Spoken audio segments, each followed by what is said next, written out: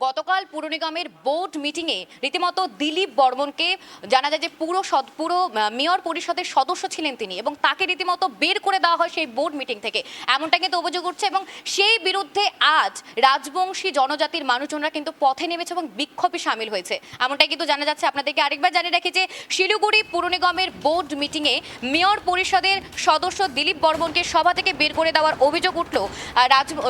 অভিযোগ ঘিরে উত্তাল রাজবংশী সমাজ, এবং রীতিমতো বৃহস্পতিবার রাজবংশী সমাজের পক্ষ থেকে বানেশ্বর মোড়ে পথ অবরোধ করে বিক্ষোভ দেখানো হয়। অবরোধকারীদের দাবি, দীর্ঘদিন ধরে রাজবংশী সমাজকে পরিকল্পিতভাবে অবহেলা করা হচ্ছে।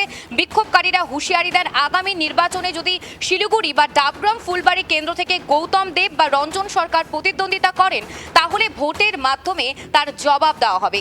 এদিন পথ অবরোধের জেরে বানেশ্বর মোড় এলাকায় ব্যাপক যানজট তৈরি হয়। ঘটনাস্থলে পৌঁছায় আশিগড় ফাঁড়ির পুলিশ এবং আশিগড় সাব ট্রাফিক গার্ডের পুলিশ কর্মীরা। সঙ্গে টেলিফোন লাইনে রয়েছে আমাদের প্রতিনিধি অংশুমান। আমরা গতকাল দেখেছিলাম যে এই শিলিগুড়ি পুর নিগমের বোর্ড মিটিং থেকে মেয়র পরিষদের সদস্যকে দিলীপ বর্মনকে বের করে দেওয়া হয়েছিল। ঠিক কি ঘটেছিল, কেন উত্তপ্ত হয়েছিল সেই বোর্ড মিটিং? দেখো, গতকালকে যে বোর্ড মিটিং ছিল, বোর্ড মিটিং এর 46 নম্বর ওয়ার্ডের অর্থাৎ চম্পাশাড়ি অঞ্চলে একটি অবৈধ বিল্ডিং ছিল, সেরকম অভিযোগ ছিল দিলীপ বর্মনের, এবং সেটা ভাঙতে গেলে সেখানে থেকে যে পুরকর্মীরা তারা ওখান থেকে ঘুরে চলে আসে। দিলীপ বাবু অভিযোগ করেছিলেন যে কারো একটা ফোন যাওয়াতে সেখান থেকে ঘুরে চলে আসে, কিন্তু সেই প্রশ্ন তিনি যে নাকি বোর্ড মিটিংয়ে তুলতে যান, তখন তাকে পুরসভার চেয়ারম্যান তাকে থামতে বলেন এবং তার সঙ্গে অন্যান্য কাউন্সিলরও থামতে বলেন। এরপরে দিলীপ বাবু ক্ষিপ্ত হয়ে যান যে আমার কথা, আমার ওয়ার্ডের সমস্যার কথা আমি এখানে বলতে পারবো না।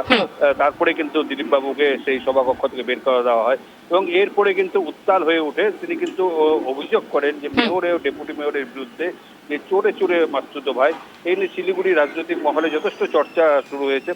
আজকে ঠিক বানেশ্বর মোড়ে, অর্থাৎ ইস্টার্ন বাইপাসে বানেশ্বর মোড়ে বেশ কিছু লোকজন তারা পথ অবরোধ শুরু করেন এবং দিলীপ বর্মন সেখানে যোগ দেন। মূলত তাদের অভিযোগ ছিল যে রাজবংশী বলেই দিলীপ বর্মনের সঙ্গে পুরসভা এরকম দুর্ব্যবহার করছে, যার ফলে কিন্তু তারা আজকে এই পথ অবরোধ করেছেন। যদিও তার কিছুক্ষণের মধ্যেই পুলিশ আসে, পুলিশের সঙ্গে কথাবার্তা বলার পরে সেখান থেকে কিন্তু দিলীপ বর্মন সেখান থেকে সরে যান এবং অবরোধ তুলে যায়। কিন্তু এই নিয়ে রাজনৈতিক মহলে যথেষ্ট আলোচনা শুরু হয়েছে। মেয়র গৌতম দেব পরিষ্কার বলেছেন যে যেই বিষয় সমস্যা নিয়ে দিলীপ বর্মন কথা বলছেন, সেটা যেহেতু হাইকোর্টের বিচারাধীন, সেই জন্য বিচারাধীন কোনো কথাই সেটা বোর্ড মিটিংয়ে তোলা উচিত নয়। কিন্তু দিলীপ বাবু শুধু একটা জিনিসতে জল ঘোলা করছেন।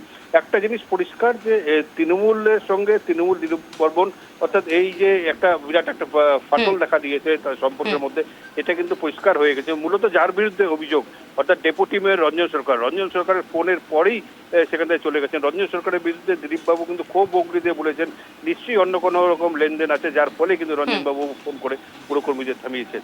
এই সমস্ত ব্যাপার নিয়ে আজকে পথ অবরোধ হয়েছিল, কিন্তু দিলীপ বর্মনের এই ঘটনাতে কিন্তু শিলিগুড়ির রাজনীতি কিন্তু তোলপাড় শুরু হয়েছে।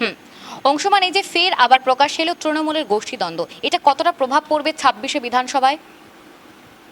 দেখো, দিলীপ বর্মন কিন্তু চিরকালই বিতর্কিত একটি চরিত্র, এবং তিনি 46 নম্বর ওয়ার্ডের যেমন কাউন্সিলর, তিনি কিন্তু এমআরসিও বটে। তিনি তার সঙ্গে হাতে স্পোর্টস থেকে শুরু করে অনেকগুলো দপ্তরও রয়েছে, কিন্তু বারবার করে তিনি কিন্তু বিতর্কে জড়িয়ে পড়ছেন। এবং তার যে মূলত অভিযোগ, তিনি বোর্ড মিটিংয়ে হোক যেখানেই হোক প্রকাশ্যে তৃণমূল নেতৃত্বের বিরুদ্ধে কথা বলছেন এবং মেয়রের বিরুদ্ধে কথা বলছেন। স্বাভাবিকভাবেই এরকম যদি চলতে থাকে, তার বিরোধী দলগুলো অর্থাৎ বিজেপি হোক বা বামপন্থী বা সিপিএমই হোক, তারা কিন্তু বাড়তি সুবিধা নেবে। এর মধ্যেই কিন্তু পরিষ্কার যে শঙ্কর ঘোষ তার বিজ্ঞপ্তি যে জানিয়েছেন, যে পরের মাধ্যমে জানিয়েছেন যে এটা হচ্ছে তৃণমূলের অন্তর্দ্বন্দ্বের ফল। আসল কথা, সমস্ত জায়গাটা এমন জায়গায় পৌঁছেছে তৃণমূল সেই রাজনীতির জায়গায় নেই, যার ফলে কিন্তু সাধারণ মানুষকে ভুক্তভোগী হতে হচ্ছে এবং সাধারণ মানুষ পুরো পরিষেবা পাচ্ছে না। স্বাভাবিকভাবেই বিরোধীরা যদি এভাবে কটাক্ষ করতে শুরু করে, তাহলে কিন্তু একটি প্রভাব থাকতেই পারে। অংশুমান, এই যে আজ রাজবংশী সমাজ এই বিক্ষোভে সামিল হয়েছে, তারা সেই বিক্ষোভ থেকে কি হুঙ্কার দিয়েছে? দেখো, তারা কিন্তু পরিষ্কারভাবে বলেছিল যে রাজবংশী বলেই দিলীপ বর্মনের সঙ্গে দুর্ব্যবহার করা হয়েছে, এবং যার ফলে দিলীপ বর্মনকে সভাকক্ষ থেকে বের করে দেওয়া হয়েছে। যদিও এই কথাকে সম্পূর্ণভাবে এড়িয়ে গেছেন মেয়র গৌতম দেব। তিনি জানিয়েছেন শুধু সামান্য একটি ব্যাপার নিয়ে যেটি হাইকোর্টের বিচারাধীন, সেই ব্যাপারটা নিয়ে দিলীপ বর্মন বলতে আসে তাকে থামিয়ে দেওয়া হয়, শুধু শুধু অন্যরকম রং দিয়ে জল ঘোলা করার চেষ্টা করছেন। এটা কখনোই কাম্য ছিল না দিলীপ বর্মনের মতন একজন কাউন্সিলর বা এমআইসির কাছ থেকে। তিনি এ ধরনের না করলেই ভালো করতেন, এটা কিন্তু পরিষ্কার জানিয়েছেন। স্বাভাবিকভাবেই যে দাবিটা করছেন রাজবংশী বলে, সেটা কতটা সত্য সেটা কিন্তু এখন চিন্তার বিষয়। ধন্যবাদ অংশুমান তোমাকে।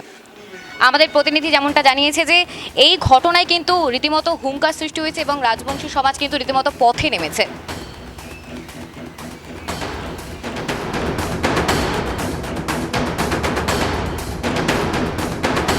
আপনারা গতকাল দেখেছেন কি হয়েছে, কি অন্তত তারা করেছে, দুজন মিলে আমার সঙ্গে কি ব্যবহার করেছে, এটা আপনারা নিজেরাই জানেন।